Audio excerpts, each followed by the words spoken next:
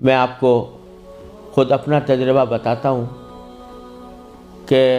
سن 1978 میں، یعنی آج سے تقریباً 38 سال پہلے مجھے سب سے پہلے امریکہ جانے کا اتفاق ہوا۔ اس وقت سن 1978 میں سب سے پہلے میں امریکہ گیا تھا، اور ایک مسلمان تنظیم کی دعوت پر گیا تھا۔ مسلمان تنظیم کا اس وقت بہت سی مسلمان تنظیموں کا ایک وفاق تھا جس نے ہمیں دعوت دی تھی۔ تو جب میں اس تنظیم میں پہنچا اور اس کا سالانہ کنونشن تھا، اس میں حاضری ہوئی، تو سب سے پہلے تو میں یہ دیکھ کر حیران رہ گیا کہ جب شام کو دعوت کا اہتمام کیا گیا تو اس میں کہیں دور دور حاضرین کے اندر اسلام اور دین کا کوئی شائبہ نظر نہیں آتا تھا۔ خواتین اور نوجوان لڑکیاں وہ مردوں کے ساتھ اور نیم برہنہ لباس میں بیٹھی ہوئی تھی، اور پھر اعلان یہ کیا گیا کہ اگر کسی کو حلال کو کھانا کھانا ہو تو مچھلی استعمال کرے، جس کا مطلب یہ تھا کہ کھانے میں حلال کا بھی کوئی فکر نہیں تھی۔ وہاں بیٹھنا مشکل ہو گیا، ہم لوگ کہیں الگ چلے گئے۔ اس کے بعد معلوم ہوا کہ ایک رقص و سرود کی زبردست محفل منعقد ہوئی۔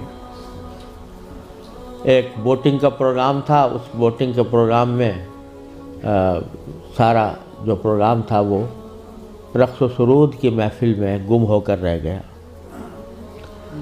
یہ سارے نظارے دیکھنے کے بعد جب مسلمان تنظیم جس نے دعوت دی تھی اس کے سربراہ سے میں نے شکوہ کیا کہ بھائی آپ انہیں یہ مسلمان تنظیم ہے اور اس میں کہیں دور دور بھی کوئی شائبہ دین کا نظر نہیں آتا، تو آپ کیا کرتے ہیں، کس وجہ سے آپ نے یہ اجتماع منعقد کیا ہے؟ تو وہ لبنانی تھے وہ صاحب جن سے میں نے شکوہ کیا، تو اس کے جواب میں ان کی آنکھوں میں آنسو آنے لگے اور کہنے لگے مولانا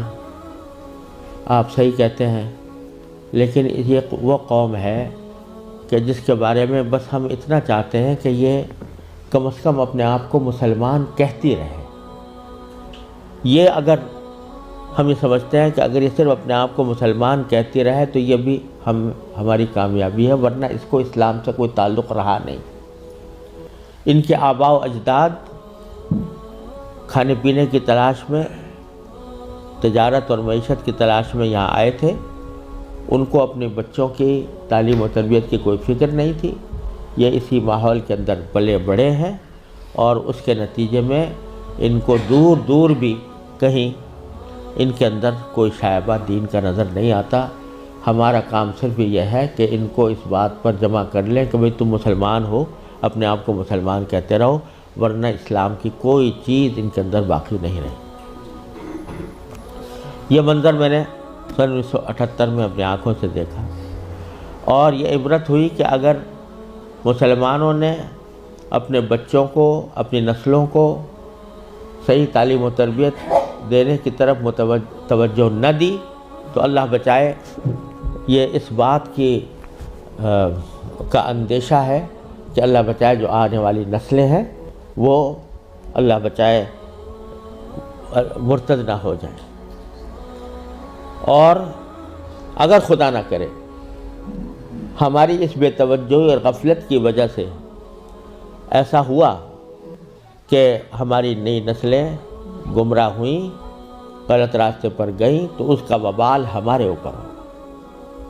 کیونکہ قرآن کریم کا ارشاد یہ ہے کہ یا ایھا الذین آمنوا قوا انفسکم واہلیکم نارا۔ جہنم سے بچانا صرف انسان کے لیے اپنا فرض نہیں ہے کہ وہ خود اپنے آپ کو بچائے، بلکہ اپنے گھر والوں کو بچانا بھی اس کی اپنی ذمہ داری۔ اور یہ بڑے شرم کی بات ہوگی کہ ہمارے آباء و اجداد نے ہمیں اللہ تعالیٰ کے فضل و کرم سے ایمان اور اسلام کی دولت ورثے میں عطا فرمائی،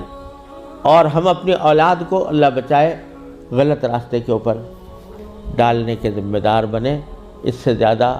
شرم کی، اس سے زیادہ نقصان کی کوئی اور بات نہیں ہو سکتی۔ لہٰذا یہ مسئلہ جس اہمیت کے ساتھ توجہ کا محتاج ہے، اللہ تعالیٰ کا بڑا فضل و کرم ہے، اب حالات میں تبدیلی آ رہی ہے، خاص طور سے انگلینڈ میں اور امریکہ میں بھی اب بہت مسلمانوں کو اس طرف توجہ ہوئی ہے، ادارے قائم ہو رہے ہیں، لیکن جس پیمانے پر ضرورت ہے